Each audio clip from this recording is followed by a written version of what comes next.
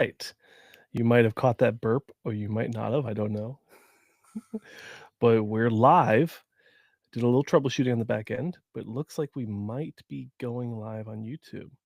So I have my beautiful missus checking it right now to see when it goes live. But if we are live, welcome. Welcome back to the Bodybuilding News Network. I'm your host, as always, Josh Sanj. Thanks for stopping in and checking out the video. We have a lot of stuff going on. Looks like that we are live, so welcome. Uh, Perfect. Okay, we're live. Welcome, guys.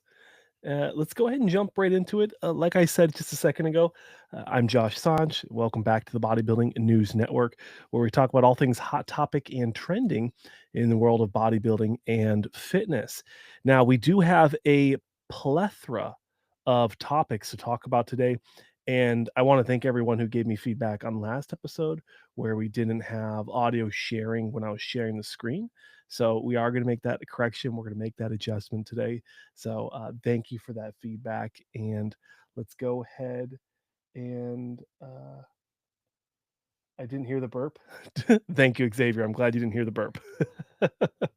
But let's go ahead and hop right into some content for today because we do have a lot going on. I was debating not particularly recording tonight, but I wanted to at least just jump on here and talk about some stuff. So hopefully we can see this screen. It looks like we can see it over here. My face is quite intrusive. So let's try to minimize my face just a little bit here. Okay. Let me know if the face is too much, guys. But let's jump right into this one. So we've got a lot of stories today. First off, I guess Lucky John here is the first story for today. Now, John C. Rivas, he actually was an athlete when I was signed on to what was the company called? It was a supplement company before they did this Tropin Nutrition. It was Black Ops or Spec Ops or something. They actually sponsored Dan here over at Bodybuilders Without Borders. So we kind of had like a cool little team going for a while. But John looks like he won the pro card in the 35 plus. Yep. And he was the super heavyweight overall in the Masters Nationals. And I think this is a great win for him. He, correct me if I'm wrong, won the overall at the Arnold Classic a couple years ago, maybe 1 year ago, right here. And it was the 2025, and I thought he looked phenomenal. He looked great. Brought a good package here, a lot of conditioning. I think the structure is great. Photos aren't obviously perfect, but it looks good. And I don't think that he won the overall here, or maybe they didn't give the pro cards out for open, which sounds like a weird thing to say. But hey, you never know. Sometimes there's weird stuff going on. This is a different show for John. But I will say I like him. I like the physique. He seems like a really down to earth guy. And I think this is a great win for him. Now, the question I'll say for you guys, let me know down below, is where do you expect to see John competing? Do you think that he's going to be, Totoro agrees, do you think he's going to be competitive in a men's open show? I mean, you might as well, right? You won the pro card. You might as well compete. He could do the Masters Olympia if that's 35 and plus. If that's across the board, I don't know, but let me know down below. Let's move into the next one. I'll have to figure out, maybe I'll put the chat over here so I can see it. Oh, sorry guys. I want to see the chat, but I don't actually have. Oh, here's the chat. Looks like Dylan's here as well. Welcome, guys. Let me know if you guys can hear the audio or not. We covered John. Let's go into Jason Lowe real quick. This is a physique update. Now, Jason's a fun guy because the last time we saw him was at not this last Legion, but the Legion prior, I believe, or maybe I'm off here. But we did see him at Legion the last time we saw him, and he did have some medical issues, and he didn't show up the way we wanted to see him, the way we've seen him before. Um, so keep that in mind. Hopefully, he's going to be continuing to improve. Live stream looks good. Okay, I'm happy. I'm happy. Happy. Happy. This is very exciting for me, guys. And Jason's one of these guys, very rare to see this. Jason's been a men's open bodybuilder. He's been a 212 Olympia competitor, and he's been a classic physique Olympia competitor. So I think Jason would be the first person to have the trifecta of competing in all 3 divisions, and hopefully, Jason, hopefully, we'll have you back on, Bodybuilding and Friends soon, now that I'm back on YouTube, and we can talk about what your strategy is to get back to the Olympia in men's open. I think that is the next big feather in Jason's cap. Looks like he's getting ready for something. So we might be able to see him in Texas, might be able to see him in Tampa. I don't know if he's gonna be traveling overseas for any shows, but he looks great. I think he still needs to put on more size in some shots. This back double, maybe it's the way he's holding it, maybe he needs just a little bit more size. But the front shots are always great. The side shots are phenomenal. And I like the mustache he's got going on right now, training in his gym, in his garage. One of those one of those hardcore guys that really enjoys training in his gym. And he looks great. I'm super stoked to see what he does next. We definitely expect something good from him. I actually saw something really cool. I don't know if he has it on his story or if it was a short, but it kind of gave me this idea I've never thought of before. And if I can't find it, it will be unfortunate. But what he was doing was in a video, maybe it was a story. He was actually watching last year's Mr. Olympia and he was posing to it, which I thought was such a unique thing to do. Just practicing posing with the best of the best. I don't know if I've heard of anyone actually doing that before. So, hey, let me know if that's something you guys have ever done before. It's definitely something I think I'm going to try in the future for sure. Checking the chat, make sure I'm not missing anything. Yes, he would. Oh my gosh, you guys are going wild over here. Well, good thing we're not monetized right now, or maybe we are. Brett Wilkins. It looks like a post from 4 days ago, getting ready for the Olympia. He won a show last year overseas. I think he won the Romania, or this was from the Legion a couple of years ago, 2 years ago, where I think he did win that one. But he did end up winning an early Olympia qualification earlier this year. Technically last year, it was a 2024 show that he ended up winning.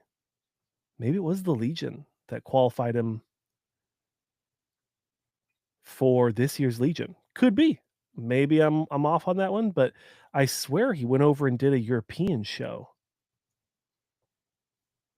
like this one. No, that's still the Legion. Well, he might have won the Legion. He might not have. I'm not 100% sure, but he is looking good coming into this year's Olympia. I've always liked Brett Wilkins, him, Justin Shire, who we'll talk about in a little bit. Those guys are kind of like that younger breed. You've got Jordan Hutchinson coming into Texas, I believe, or the Tampa, one or the other. And we'll talk about that one in a second. I know I have Muscle Insight HQ over here, where we will talk about the Tampa Pro lineup. And we won't see Brett there, but we will see Jordan Hutchinson. And I think he's going to be a good competitor there. A lot of great names in that show, bringing a lot of excitement to kind of the end of the Olympia qualifying year here.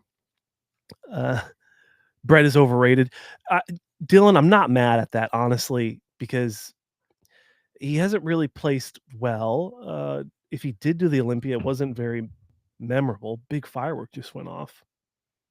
He's done 2 legions. Okay. Okay. That sounds about right.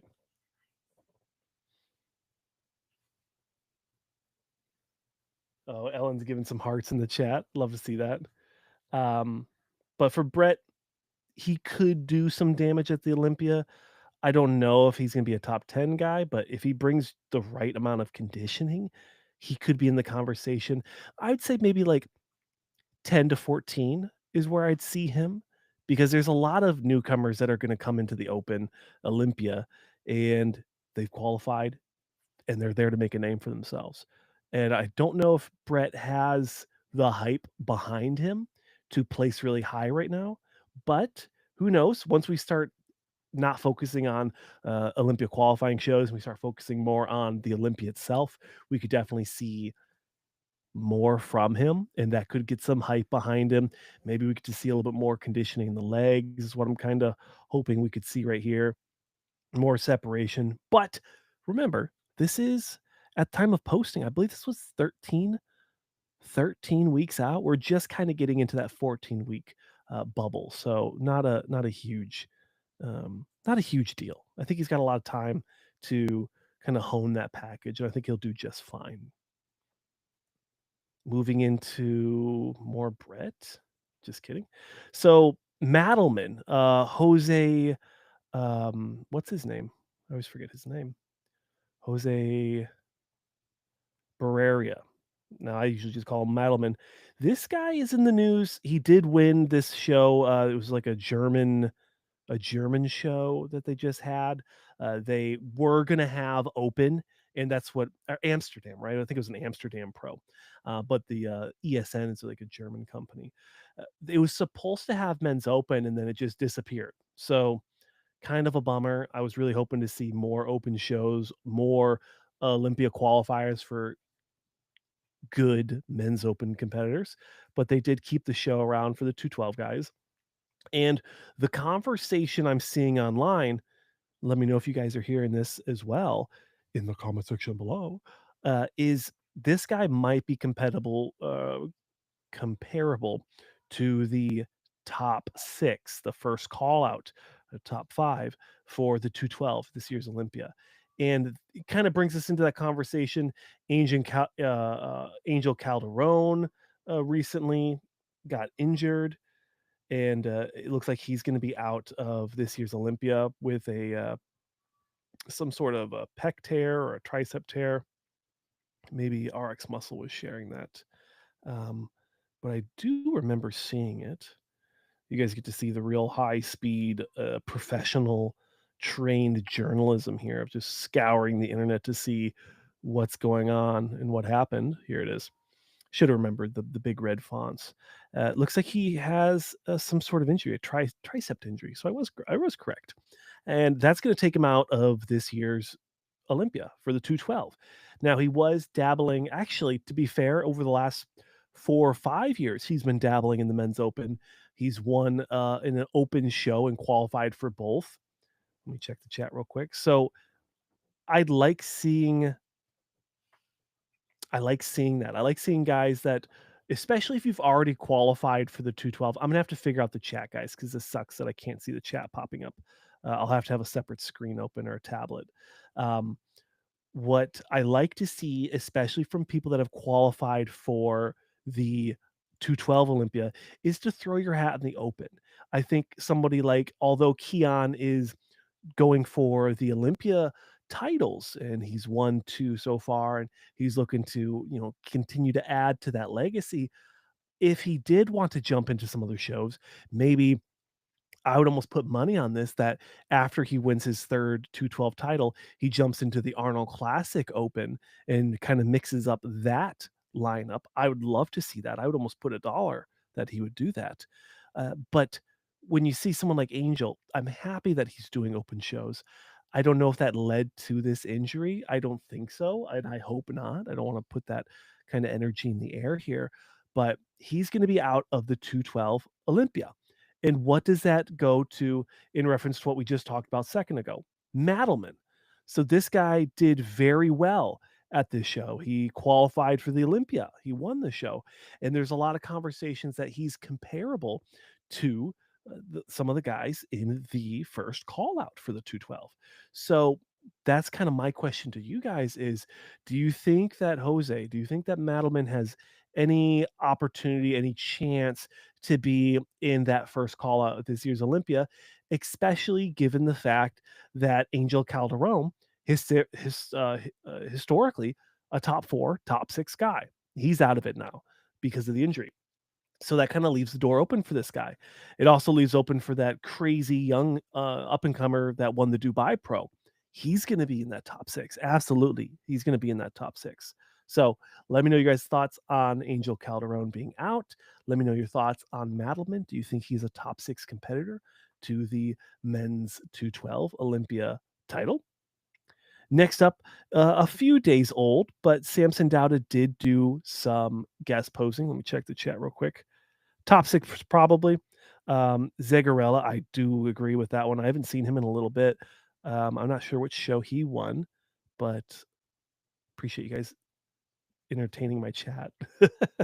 Uh, 2 other bodybuilding journalists are the ones that are entertaining my chat right now. So, one is one of the best in the world, Xavier Willis, Desktop Bodybuilding, Bodybuilding AMA, and the other one is a degenerate, Dylan from Project Bodybuilding, but actually makes amazing content. So make sure you check him out as well.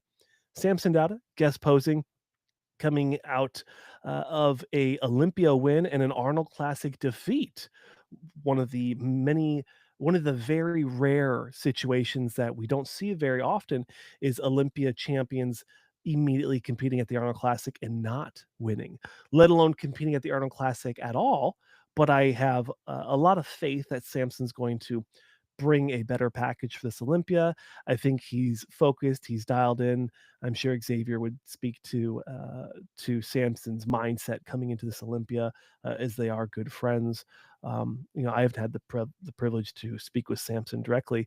Um, Even the few times I've been at the hostile booth, I had good conversations with some of the other athletes, but not Samson at the time. He was actually in the big talking booth when I was there, and that was a pretty cool opportunity for other, smaller channels, just random fans to get in there and talk with them. But from what I see here, I know I've heard other conversations. Matt over at Muscle Discord, I think he's been vocal about thinking that Samson looks behind around 14. I'd say about 13 and a half weeks out from the Olympia as of posting this video, but I'm not too worried. I think he's gonna do just fine. I definitely still think he's gonna be a top 3 guy at this Olympia. I know you have Nick Walker coming in, which we'll talk about him in just a second. But all in all, I think he's just fine. I think he's just on par to show up and bring, if not the best package we've ever seen from him, but at least a very good package. So I would not be surprised. Xavier, yes, please send me the money later. um, I'm one of the very few channels that tries to always keep it positive, because that's just how I am. Or maybe I'm just a corporate shill. So, Breon Ainsley, this has been a little bit of old news, but I didn't talk about it last week. We're trying to get on here and do weekly shows.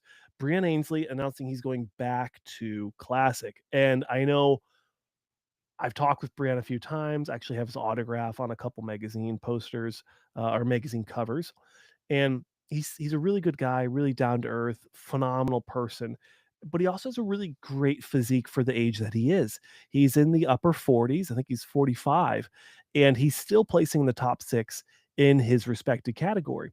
So for him to move to another division that is very stacked with specifically younger talent, but also bigger talent, and also very exciting talent. The 212 is, although it doesn't get a lot of love, I think, from the prize money and from some of the shows, they do have a lot of qualifying shows. So actually, maybe they are getting love, but the prize money's not there as much as the Open.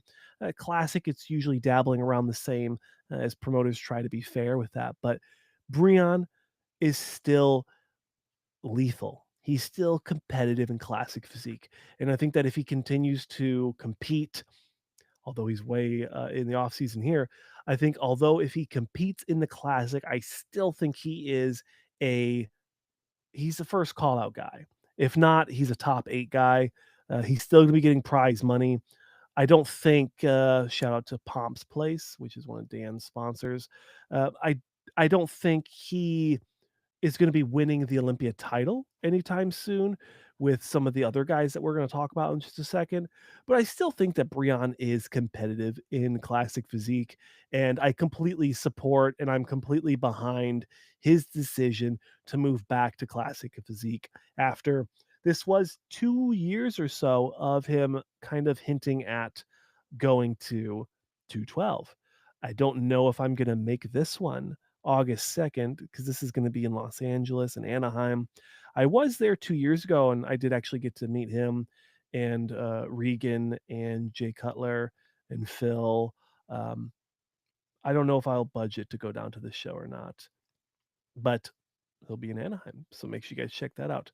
So, love Breon. I hope he does well. I hope he stays healthy, and I hope he continues to compete in classic physique because he's a great champion.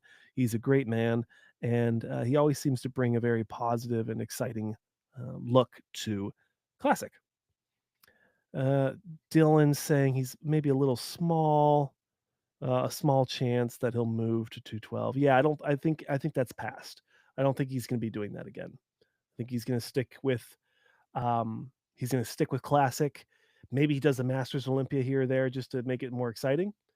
But people that are gonna be in the way are people like Mike Sommerfeld. This guy has really come out of the woodworks in the last, I'd say, 3 years. He's been competitive and he's always had nice shape. But after dominating the Arnold Classic and really pushing the envelope at the Olympia last year, I wouldn't say pushing Chris, but making it an exciting last Olympia for him.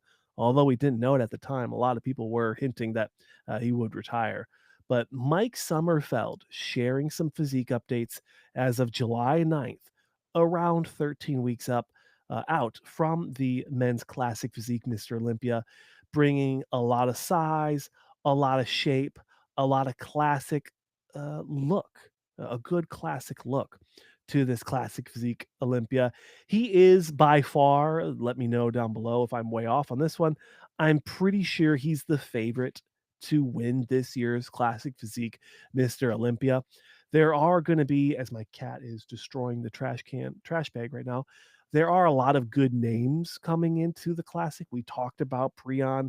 I might even get some time to pull up some Terrence Ruffin footage. Oh, it actually shows me some chats over here. Interesting. Oh, guys, look at that. I could just watch the chat here. This is a really professional establishment. I just want you guys to know that we're, we're doing a really good job. Um, but yeah, Breon's home is classic. I completely agree. Okay, we'll be dabbling back and forth with that one. I'll close my YouTube one. Um, for Mike Sommerfeld, I think he's a great competitor. I think he's gonna be in that conversation to win this classic physique title at the Olympia. And I actually heard another conversation. If you've heard this before, please let me know. Mike, I don't know if there's some funkiness going on around the him weighing in, but this guy is massive to be still making weight at this size. It's just what is it? Mind boggling, one of those sayings.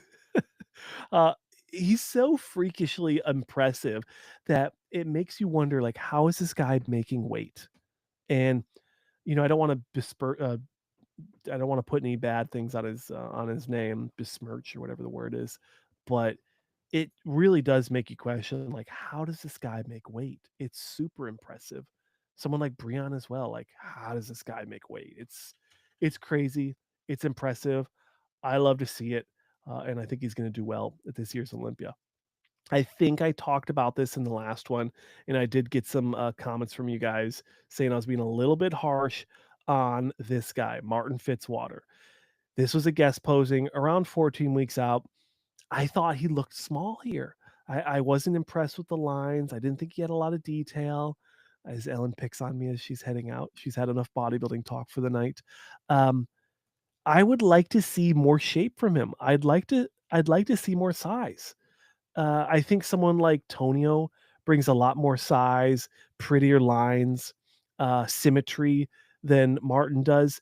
You could see that lineup this year. You could see that comparison depending on where Martin places here. I think that bodybuilding wants Martin to be a first call out guy.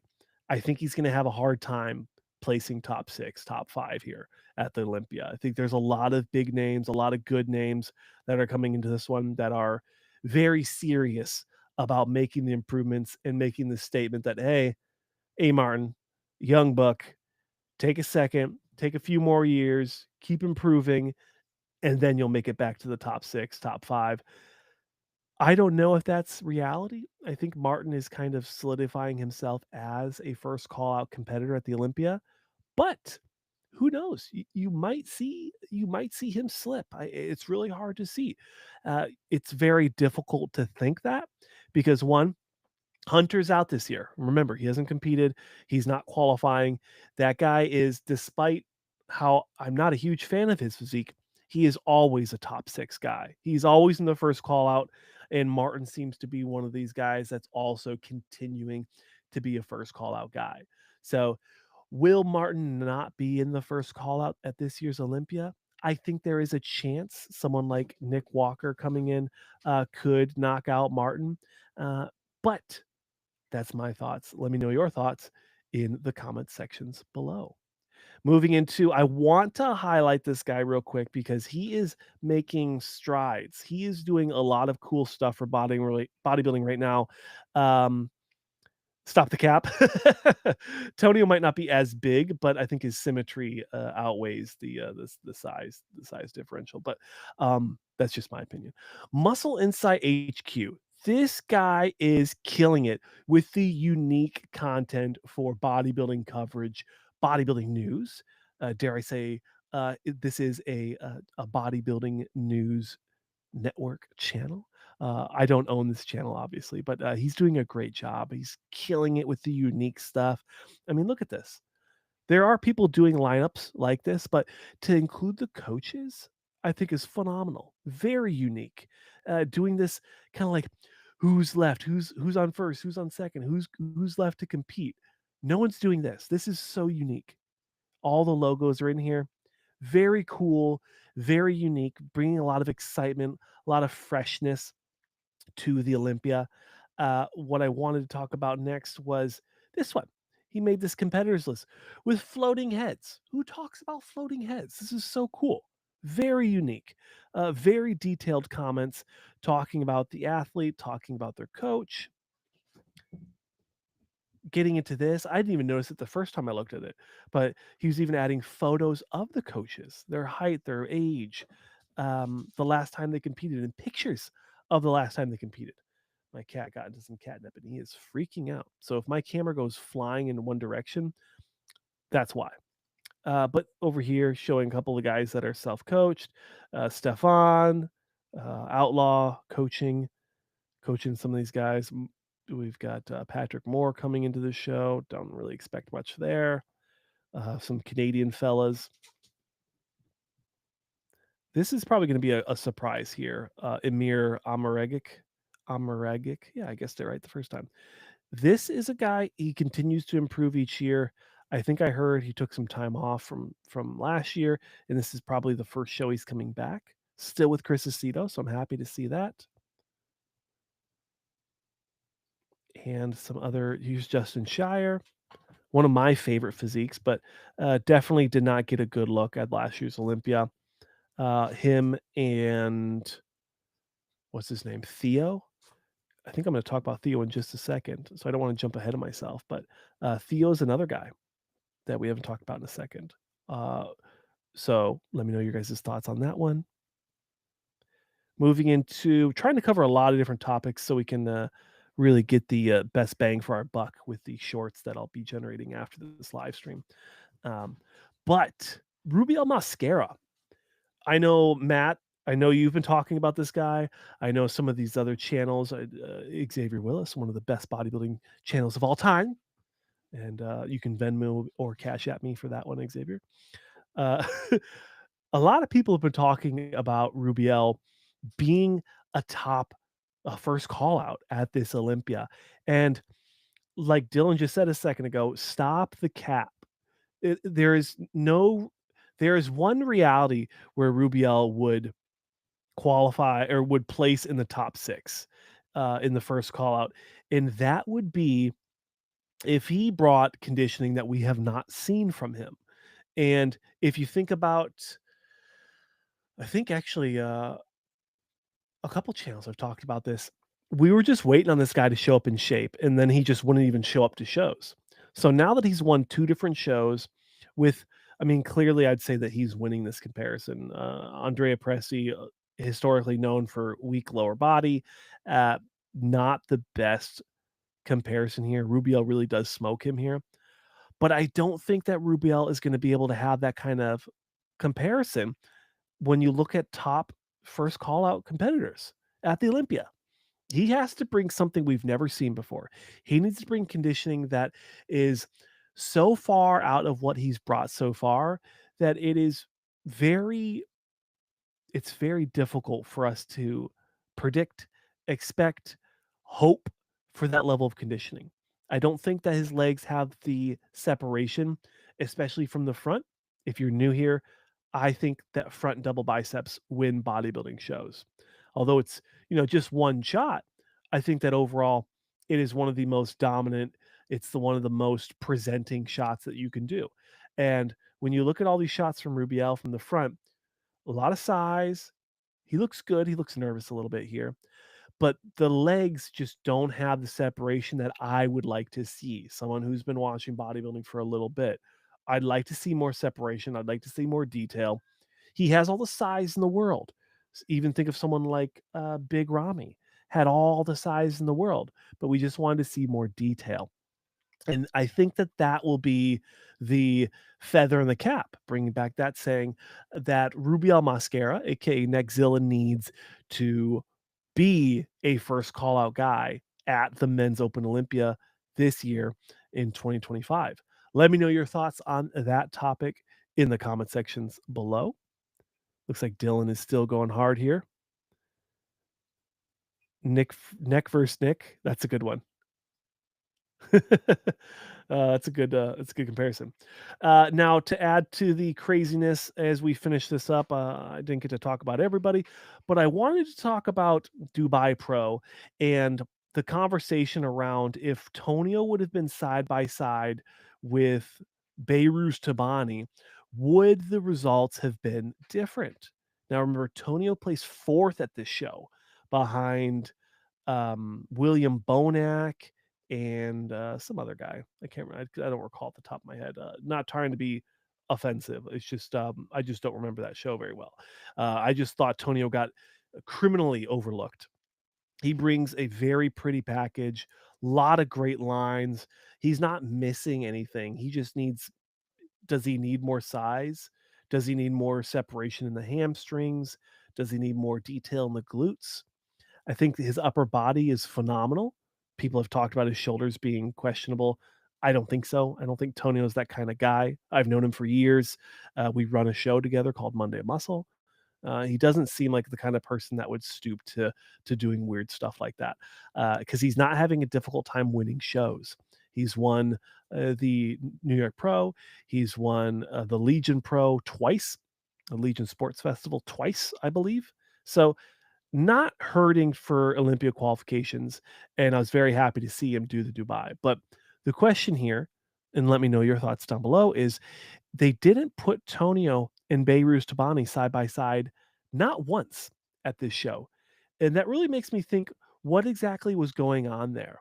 Uh, Tonio not really getting that side by side comparison, I think really did hurt bodybuilding as a whole. We didn't get to see the comparison. We didn't get to see the reigning Dubai Pro champion. Whether or not he deserved it, I don't know. Would like to see more detail in his legs. The hamstrings and stuff look good from the side. His upper body looks good from the side, but from the front, not a lot of detail, not a lot of separation. And the glutes don't really have a very good look. They look very funky. The hamstrings are detailed, conditioned. Upper body is stupendous. but from the front, he does look kind of wonky. Not a lot of detail. Very flat looking. We'll see in just a second when he turns around. But my question here is, maybe I'm way off here. Maybe I'm just a Tonio fanboy, which is true. I do love Tonio. I think he's a great athlete. I think he's a great man. But I thought that he did get royally overlooked at the Dubai Pro by not getting that comparison. They didn't move him next to him at all once. And if they did, please show me that footage, because then that's a video all in itself. But here from the front, the legs just don't have a lot of detail, not a lot of separation, and he doesn't spend a lot of time in the front as well. So maybe he knows that the front legs aren't his strongest body part, and maybe he's trying to stay away from that look. I don't know. Yeah, Tony should have been second at least. Dylan, I'm with you there. I am with you there.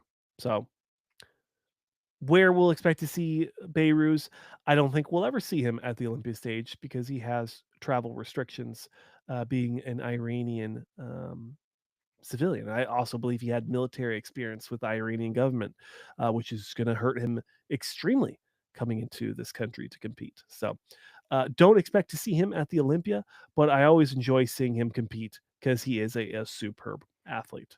And last but not least, let's go ahead and check out, just real quick, if there's any other pressing topics.